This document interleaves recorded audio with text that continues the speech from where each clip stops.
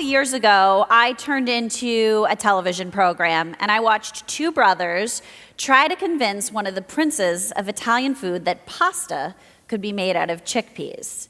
And keep in mind, this was before the 3 Ps of CPG, protein, pulses, and plant-based, were super popular. Say that 3 times.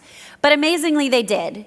Years later, Banza is one of the brands remaking center store. The brand has invaded the aisles of retailers ranging from Target to Whole Foods to even Eataly. And part of its recipe for success is that while the product caters to individuals adhering to a range of dietary needs, Banza emphasizes fun and taste. Co-leading this Pulse success story is Brian Rudolph, and today he'll be sharing insights about how to create a brand that is truly special rather than being about special diets. So please welcome Brian.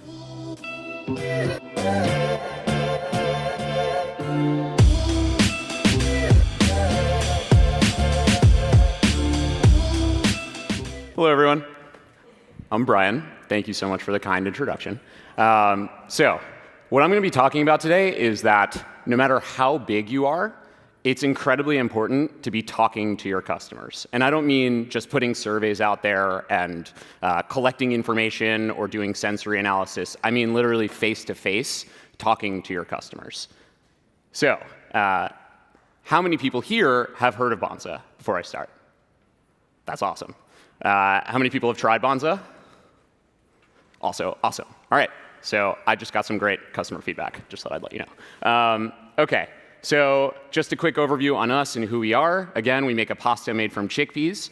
And when you think of us, we hope that this is what you see, what you think of, what's in your mind, is a delicious dish and some beautiful, aesthetically pleasing packaging. So before we even get started, and even start talking about getting customer feedback, it's incredibly important that no matter what, you're creating a product of value. And none of this will be relevant if your product doesn't actually add value to the world.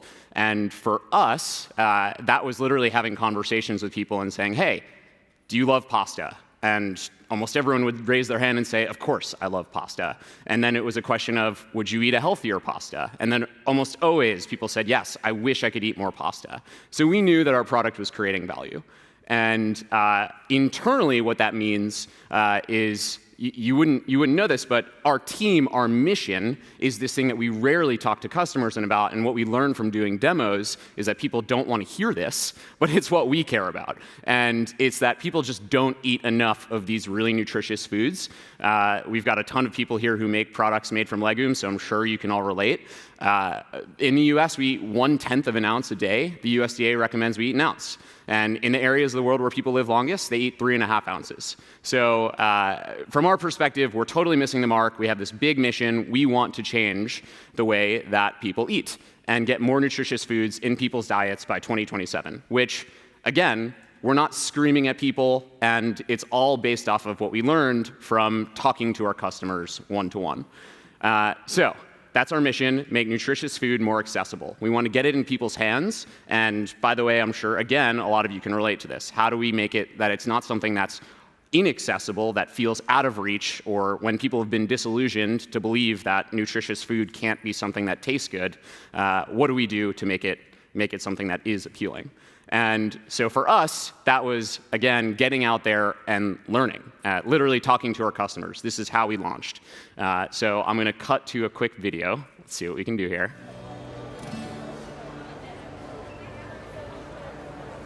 Good. Have you heard of Banza? Do you use chickpeas? Yeah, chickpeas. Instead of wheat? Yeah, exactly.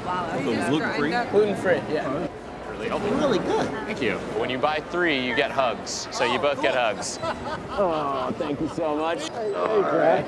Thank you so much for the support. Thank you so much. It's great to connect and see that they're enjoying the product, and like every time you do that, you're kind of reminded of why you're doing what you're doing. Right. So, as you can tell, food is an intensely personal thing, and I think sometimes we forget that, and you can tell I obviously got really excited when people bought our product early on, would give them a hug if they bought 3, would recommend you do the same, it feels really good.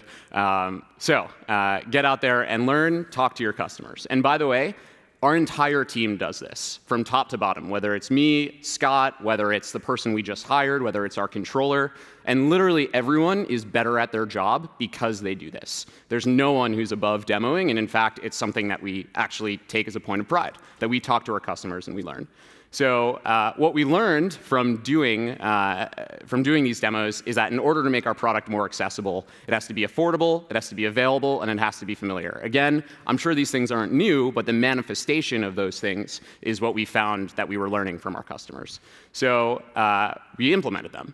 And so what does that mean? What does affordable mean? We were very focused from the beginning on making sure that this is a product that is affordable, that you can buy every day. We don't put very expensive ingredients in there. It happens to be that legumes are quite affordable, and it's something that you can afford to feed a family with. This dish, as beautiful as it is, really doesn't cost that much. You can make it for $4.50, $5 and feed a family.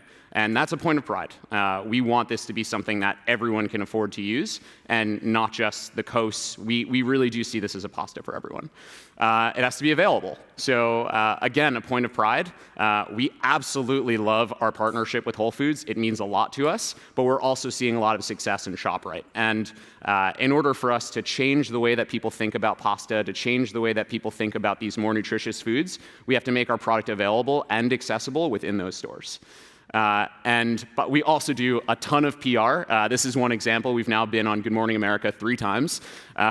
And we actually got a New York Times article about how much press we've gotten. So my word of advice there is just do as much as you can to get the word out. Don't say no to opportunities, because when you've got something novel, when you've got something of value, you really just, your biggest barrier is just getting the word out. So again, a lot of really great headlines. So this is the fun part. This is what our product looks like on shelf. So it is what we learned from doing our demos is that it has to look familiar, but also still a little bit different. So you can see when it's in the regular pasta aisle, the packaging looks like it's pasta, but it contrasts very sharply with the blues that you typically see in pasta. Pasta is a sea of blue. We deliberately chose this orange color so that it would stand out for the right reasons. And then we're moving into familiar. This is the bread and butter. This is the hardest thing to get right, and we've been working really hard on it. How do we make this feel like pasta? How do we make it the full experience? It has to look, it has to cook just like regular pasta. First and foremost, obviously, first we'll get to the packaging, but as you can see, this is aesthetically pleasing. It's something that you want to have on your shelf. I love looking at it. We stripped away everything. It doesn't say gluten-free on the front of the packaging. It doesn't say grain-free on the front of the packaging. It doesn't say vegan.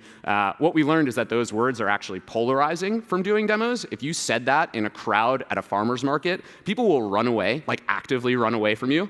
So what we learned is that if we want this to feel like a product that you should truly be eating all the time, not just because you have a food allergy, these are the things to focus on. And we got rid of everything else. And I think that's really hard to do. It takes a lot of restraint to take things out of your packaging, but we ultimately got to something that we feel like is just the core necessities.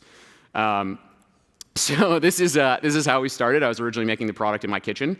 And the product, when we started, was not like regular pasta. It cooked in 1 minute.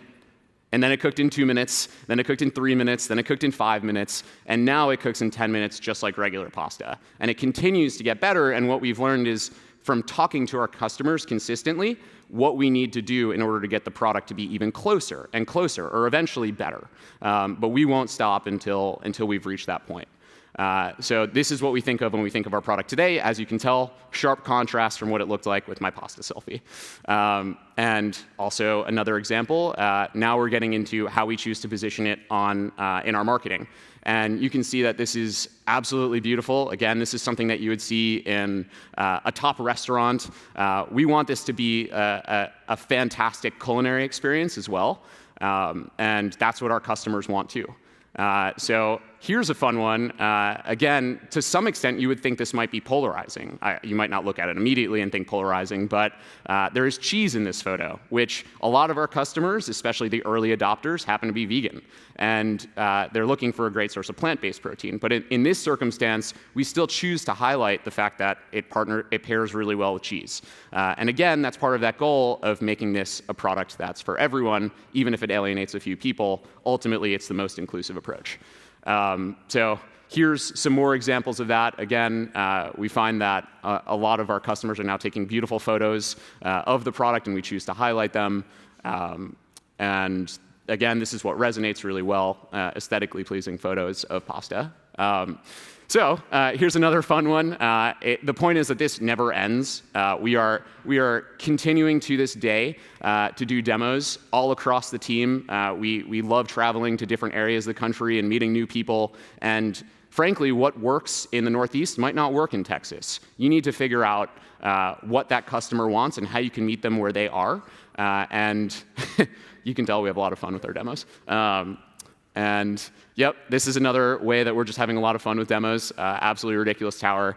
But yeah, and then when you come back to this mission, you can see that we're not communicating this actively. It is there. I'd say 95% of what we communicate, though, is the things that we've learned resonate with our consumers. And it's not necessarily this, but there is the consumer that cares just as much as I do about bringing more nutritious food to the United States diet. And so from that perspective, I guess my takeaway here is that to learn what resonates with people and make that probably 75, 80% of your communication. And don't forget about these things, because they do matter. And there are people who care about it. But just remember that people are really busy, and you have to meet them where they are. And so, yeah, going back to our vision, we hope that we can achieve this goal of ultimately making nutritious food more accessible, going from this very small pie to a larger pie in 2027. And yeah, this is the way that we're going to get there, with delicious-looking foods or delicious-looking pictures of mac and cheese on a sandwich in a way that is meeting people where they want to be. So that is it. Thank you so much. Let's sit down for a little Q&A. Again, at the bottom of your agenda is some ways you can submit questions, and we'll be taking those live. If you're watching from the live stream, you can even submit them remotely. So, you talked a lot about figuring out who you were. You referenced you went through a packaging change. Yeah. Can you talk through that change and how you sort of went through stripping everything away? Yeah, so a lot of it was based off of when we were doing farmers markets, when we do demos, what we learned would resonate with people, and then what we learned would scare people away, and recognizing that with this long-term goal of changing the way that people think about pasta, changing the way that people think about legumes, that in order to make it as accessible as possible, it has to be aesthetically pleasing, which the old packaging wasn't totally there, and you have to focus on just what people are ready to hear. And yeah, you have to contrast with what's currently on the shelf for the right reasons. Standing out for the wrong reasons is not a good idea. So if your packaging is totally zany and totally out there, people might notice you, but then long term, that's not really a great investment in your brand. Well, I mean, I will say that, your new packaging does stand out on shelf. It's very geometric. Your old packaging was probably a little bit more traditional, pasta looking, had lots of text. How'd you go about stripping all that off? Was it a painful process? Yeah, anytime we get rid of anything, it's hard. And I think with our first packaging, I remember it was almost felt like a Frankenstein of what so many people wanted to be on the packaging. And we ultimately said, okay, we can't get rid of this, we can't get rid of this, we can't get rid of this. So let's just let's start with this and then figure out what we can get rid of later. And it drove me nuts, because when you have that many things on the packaging, people don't know where to look.